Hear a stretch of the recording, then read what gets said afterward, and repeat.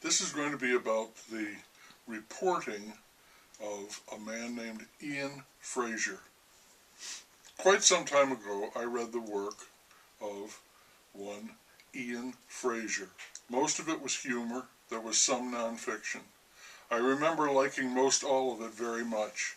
I thought he was a good, rewarding writer. So it was no stretch for me to pick up a selection of his reporting pieces entitled Hogs Wild. He had a great range covering those wild hogs. He said there were nearly 5 million of them alive and roaming in the continental United States.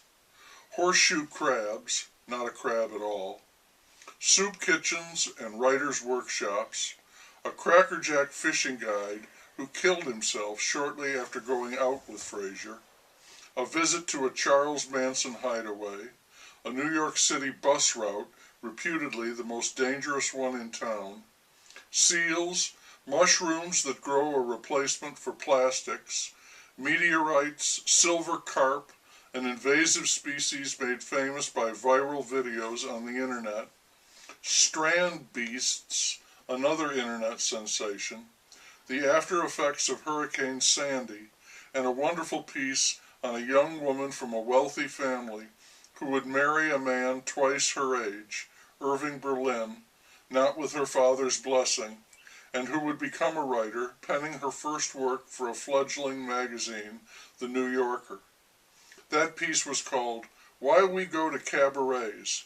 At the time, it caused quite a social stir, putting The New Yorker and the young woman on a lovely, lively path to notoriety and success.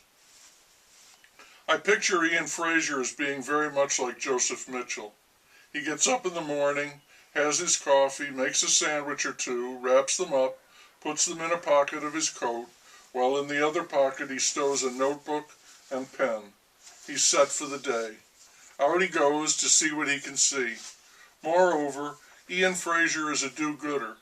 He calls himself a romantic, or rather, one who wants to do good, if he can, in the world of human interactions, and also in reference to our place on this planet and how we relate to the ecosystem, what we do to it, and what it can do to us.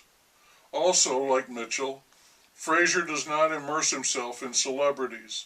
As he wrote about a particular payphone, its ordinariness and even its boringness make me like it more.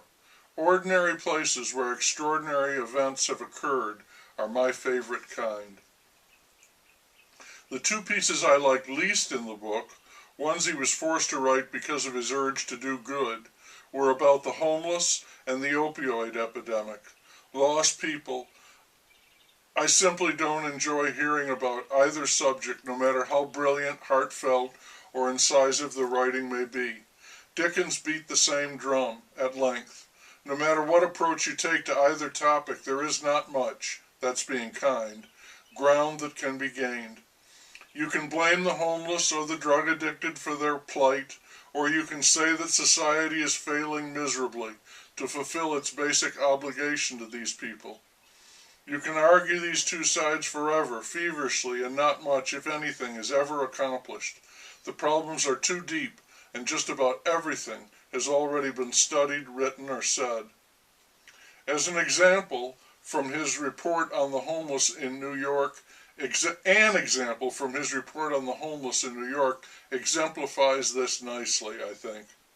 There was a young lawyer working in a high-profile firm who decided that he would get directly, professionally involved with the plight of the homeless people.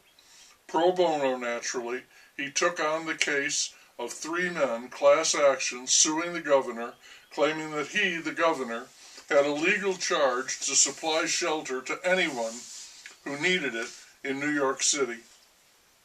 He won that case. Everyone, himself and the governor included, was astonished. Encouraged, he continued to work as a legal advocate for the homeless. That work took its toll. To escape the stress, he would get in his car and drive to Maine, park, sit in the car until he began to feel better, and then return. That became a routine. Eventually, that wasn't enough. He moved his family to Maine, established a practice there. He did, after several years, return to New York, taking a job with a healthcare firm. The effort of seriously trying to make a difference, to do good, and effect a change had nearly unhinged him. The same thing happens to me when I ponder either subject. I know they need to be addressed, but I also know it does no good to do it. In another piece, Frazier had written, "Some of the young women were so beautiful that a force field around them dematerialized the raindrops before they hit." Okay, beauty may have that magical effect. It's certainly pretty to think so. Romantic, I would say.